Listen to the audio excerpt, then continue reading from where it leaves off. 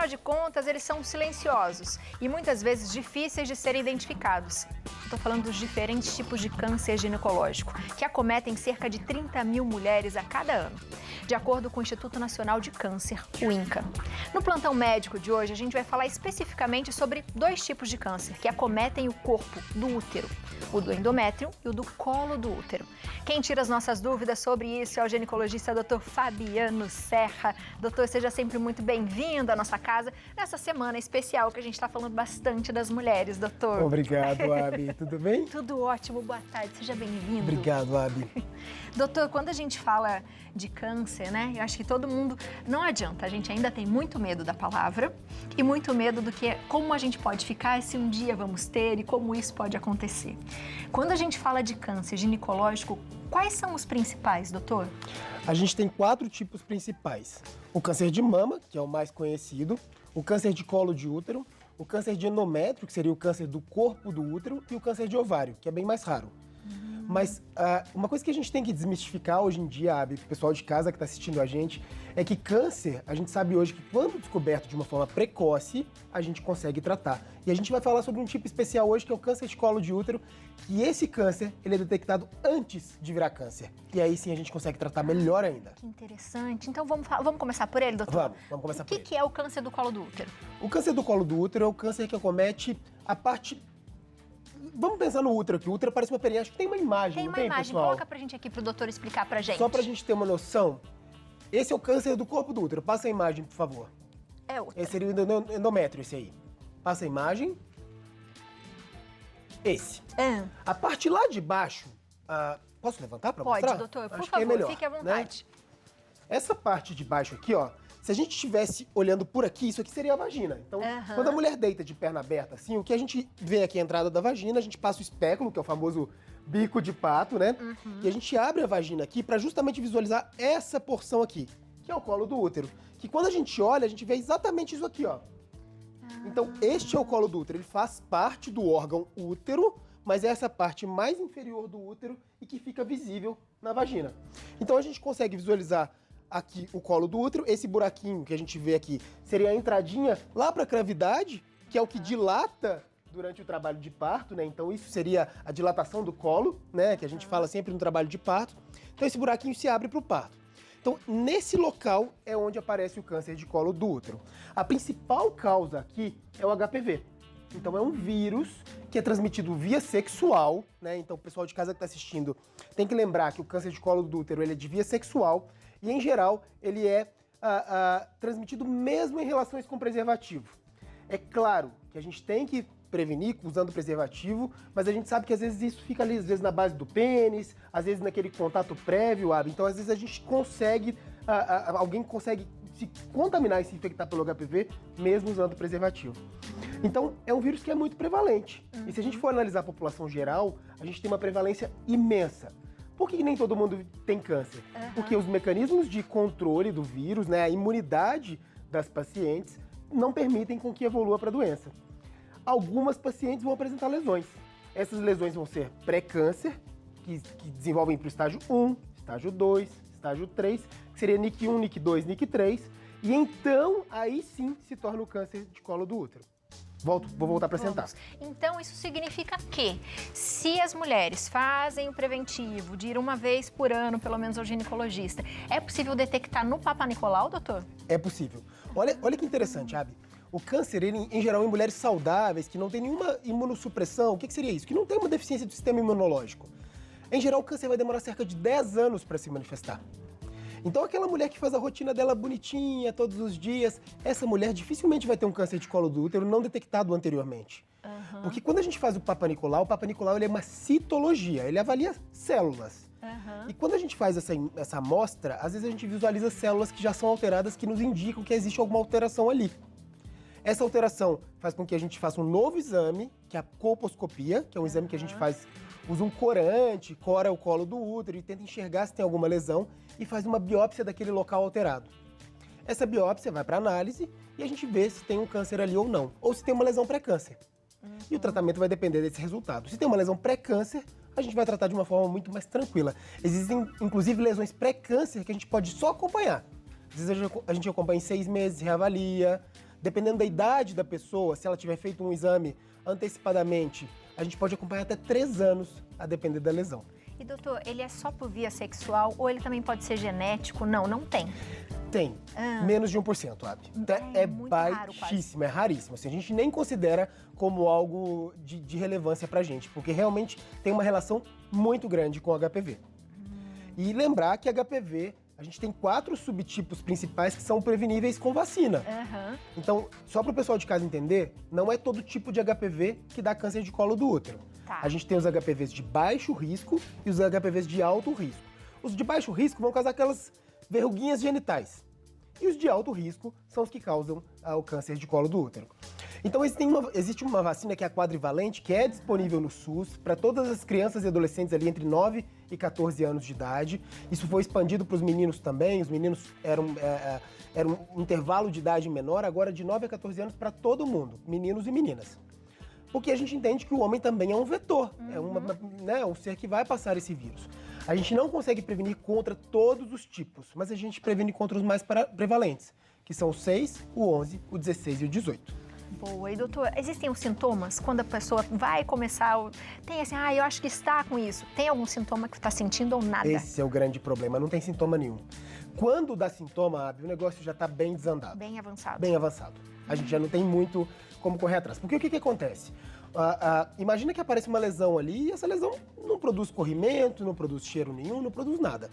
À medida que vai crescendo, aí sim esse tumor começa a ter áreas de necrose interna que começa a dar um cheiro, um odor muito fétido, muito ruim, né? Pode dar sangramento, porque fica friável, né? Ele se quebra e aí essa pessoa pode começar a sangrar e em casos ainda mais avançados pode dar inclusive dor pélvica.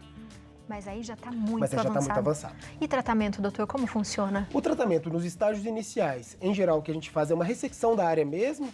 A gente tem, quando é pré-câncer, a gente faz um procedimento que a gente chama de exérese da zona de transformação, que a gente usa uma alça de energia que a gente passa e faz tira uma tampinha de laranja. É como se fosse uma tampinha de laranja. A gente tira uma tampinha de laranja do colo do útero. À medida que vai evoluindo a doença, a gente tem que fazer um cone frio, que a gente faz como se fosse um cone invertido lá pra dentro. Tá? Para tirar mais profundamente o tecido. Até casos em que a gente tem que fazer uma esterectomia e, se não for operável mais, aí sim a gente vai para braquiterapia, radioterapia, quimioterapia, que são outros casos mais avançados. Mais avançados. Léo tem uma perguntinha. Vamos lá, Léo. Tem uma perguntinha, doutor. É alteração no pH ou na acidez assim da mulher, tem algum indício também de algum problema ginecológico um pouco mais sério, não? Léo, essa pergunta é interessante, mas não tem nenhuma relação, Léo. Então, assim, o que a gente observa é que não existe nenhuma alteração específica. Qual que é o principal fator de risco, assim, se a gente for pensar? Imunossupressão. Aquelas mulheres que têm um sistema imune deficiente por alguma razão, imagina mulheres que foram transplantadas, ou que vivem com HIV, que estão sem controle da doença, ou que tem alguma outra razão de uma supressão desse sistema imunológico, essas têm uma maior predisposição às lesões do colo do útero e ao câncer do colo do útero. Esse é o principal. Mas tem outros fatores de risco, né? Então, mulheres que fumam, por exemplo, aumenta o risco de câncer de colo do útero. Mulheres que eventualmente iniciam a vida sexual de forma precoce, que trocam de parceiros com frequência, também aumenta essa chance. Então, é isso, basicamente. E doutor, e do endométrio? Quando a gente fala do endométrio, geralmente as mulheres que têm endometriose, acho que elas ficam preocupadas. Uma coisa tem a ver com a outra ou não, doutor? Zero a ver, graças a Deus. Que bom, né? Acho que agora a gente pode mostrar outra imagem lá, porque eu acho que vai ficar mais interessante de explicar para o pessoal de casa. Essa é a outra imagem, ó. Então, aqui é o colo do útero que eu acabei de explicar, né? Esse seria o corpo do útero. E essa parte interna aqui é o endométrio. Todos os meses, quando a mulher não tem a fecundação ali, não engravida, esse endométrio, que é essa camada interna aqui do útero, ela se descama e sai na forma de menstruação. O câncer do endométrio é justamente isso. É esse câncer que acomete essa camada do útero. Aqui está representado, ó, então é quando nasce um tumor nessa localização. Isso a gente chama de câncer de endométrio. E tem outras razões, tá? São cenários completamente diferentes. Aqui o câncer de colo, às vezes acomete mulheres muito jovens. Pode acometer mulheres mais velhas, obviamente, também, mas também acomete a população jovem. O câncer de endométrio, geralmente ele está mais associado a mulheres na pós-menopausa. Então, mulheres que já não menstruam mais. É muito difícil a gente ter um câncer de endométrio em mulheres que menstruam ainda. O mais frequente é após os 50, 60 anos aí de idade. E existem alguma predisposição, doutor? Porque quando a gente fala, por exemplo, do endométrio, endometriose não, mas, por exemplo, ovário policístico, existe ou não? Você foi em cheio, hein? Foi em cheio. Mulheres que são expostas ao estrogênio excessivamente ao longo da vida, como que seria isso? A gente precisa ter um antagonismo nas mulheres, que é a progesterona. Quando a gente antagoniza o estrogênio com a progesterona, o útero fica protegido. Se essas mulheres têm um estrogênio alto, mas não antagonizam com a progesterona, essas mulheres têm maior risco de câncer de endométrio. Então, mulheres que fazem anovulação, porque se elas não ovulam, elas não produzem progesterona. E aí elas têm uma tendência maior a ter câncer de endométrio no futuro. Mas tem outros fatores de risco, 2 principais aqui: obesidade e diabetes. São 2 fatores de risco super importantes para câncer de endométrio. Eu brinco, sabe, e por incrível que pareça, mulheres brancas têm maior tendência também a ter câncer de endométrio. Então existe também isso. Então eu sempre brinco, sabe aquela vozinha de cabelos branquinhos, de pele branquinha, mais gordinha? É esse o biotipo específico, assim, mais característico do câncer de endométrio. É claro que isso não é regra, isso é um estereótipo padrão pra gente lembrar qual que é o principal fator de risco. Mas esse seria o tipo mais comum, na mulher mais frequente que aparece o câncer de endométrio. A mulher que nunca engravidou também corre esse risco, doutor? Corre. A gravidez, né? É um fator protetor do câncer de endométrio. E por incrível que pareça, isso, nem sei se deveria falar em rede nacional, mas o cigarro protege contra o câncer de endométrio. Ao contrário do câncer de colo do útero, que o cigarro prejudica, o câncer de endométrio é protegido pelo cigarro. A gente não sabe muito bem porquê, mas ele tem efeito antiestrogênico. Então ele não deixa o estrogênio atuar muito bem ali no endométrio. Então ele dá uma certa protegida, mas ele causa tantos outros cânceres que não tem por que a gente fumar, né? Exatamente isso. A gente vai falar, porque esse tem sintomas, não tem, doutor?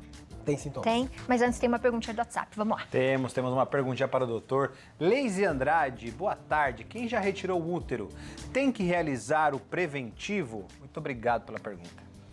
Olha que pergunta interessante da Leise. Leise, o que a gente tem em relação às mulheres que retiraram o útero? A histerectomia, ela tem que ter uma causa. A causa dela foi benigna ou foi por HPV? Se ela foi benigna, porque tinha mioma, porque tinha só pólipo, e os últimos Papa Nicolaus todos estavam normais, você não precisa se preocupar mais com Papa Nicolau. Agora, se você tirou por HPV, então imagina você que você tinha uma lesão ali pelo HPV e tirou para tratamento do HPV. A gente tem risco ainda de ter HPV vaginal. Então a gente tem que fazer controle sim. E existe um outro cenário. Pacientes que tiram o útero, mas não tiram o colo do útero. Essas que não tiram o colo do útero vão fazer Papa Nicolau até a idade que for necessária. E doutor, quais os sintomas? Do câncer de endométrio agora no caso. Olha, os sintomas, Abi, em geral, são aquelas mulheres pós-menopáusicas que de repente elas começam a ter sangramentos. Então, a gente chama do evento sentinela, são sangramentos sentinelas. Então, essa mulher, em geral, não sangra há anos e começa a ter sangramentos. Mas a principal causa de sangramento na pós-menopausa não é o câncer, é a atrofia. Então, o endométrio fica tão fino, mas tão fino, que os vasos que estão ali por baixo ficam expostos e podem sangrar. Então, se você está na menopausa, já teve menopausa e sangrou, não se preocupe a princípio. Vai investigar, obviamente, mas a maior chance que você tenha é de atrofia endometrial, não é câncer. Mas tem que ser avaliado. E a primeira coisa que a gente faz é uma ultrassonografia transvaginal, para ver o espessamento do endométrio. Endométrio espessado, maior do que 5 milímetros, aí são detalhes técnicos, mas maior do que 5 milímetros tem que fazer uma esteroscopia. Ou uma curetagem para biópsia. A esteroscopia é um exame que a gente entra com uma câmera dentro do útero, então aquele canalzinho que tem ali no colo, a gente vai até lá dentro da cavidade e enxerga por dentro. E ao enxergar, a gente vê se tem alguma área de crescimento anormal. E se tem um crescimento anormal, a gente consegue, inclusive, coletar esse material, fazer uma biópsia daquele local para mandar para análise. E aí o tratamento é como o do colo também? O tratamento é diferente. Como é, doutor? O tratamento, em geral, a gente faz uma esterectomia, que a gente também retira as trompas, os ovários, e às vezes a gente tem que fazer até a ressecção de outras partes também, vai depender do estadiamento do tumor. Mas a principal é retirada do útero mesmo. E aí, corre risco de ter ainda, doutor? Olha, Abi, o câncer detectado de forma precoce, ele tem um tratamento muito eficaz. As chances de cura são altíssimas, né? Então, por isso que a rotina é tão importante, por isso que apareceu alguma coisa diferente na sua vida, procure um médico, converse com ele, ainda que ele vire e fale, olha, a princípio não tem nada importante, não é nada grave, vamos observar ou vamos fazer um exame, né? Vamos complementar de uma outra forma, volta mais cedo da próxima vez, não espera um ano. Então a gente vai alinhando, porque se em algum momento surgir algo que seja mais reforçado, nós temos que fazer uma investigação mais profunda. Isso é a prevenção, né, doutor? Isso é a prevenção. A prevenção, ela não vai deixar você não ter um câncer, porque isso pode acontecer. Pode. Né? Mas você vai conseguir identificar o quanto antes. E aí é que tá a diferença, né, doutor? É isso. Quando a gente fala de outros tipos de prevenção, Abi, para câncer, por exemplo, para quem tem câncer, para quem vai ter câncer de endométrio, perder peso é uma possibilidade, cuidar de síndrome dos ovários policísticos é uma outra coisa que tem que fazer, cuidar do diabetes, tudo isso vai atuar como um outro tipo de prevenção. Mas ainda assim, pode ser mulher que tá ali, ó, perfeita, se cuidou, comeu direito a vida inteira, fez exercício físico, o câncer ele pode aparecer. Por melhor que a gente cuide, às vezes ele aparece e a gente não tem o que fazer, a gente vai tratar da forma que der, mas preferencialmente o mais precocemente possível. Lembrando sempre que se você se cuida, a chance da sua recuperação é muito maior, né, doutor? Sem dúvida. As chances de cura são altíssimas para os dois tipos né? de câncer, se a gente detecta de forma precoce. Tem mais uma perguntinha. Vamos lá. Temos mais uma pergunta. Eliana de Campinas, boa tarde. Gostaria de saber se quem fez esterotomia pode ter câncer ginecológico. Obrigado, Eliana, pela pergunta. Eliana, a histerectomia é retirada do útero, tá? Então, para explicar para o pessoal de casa, histerectomia é retirada do útero.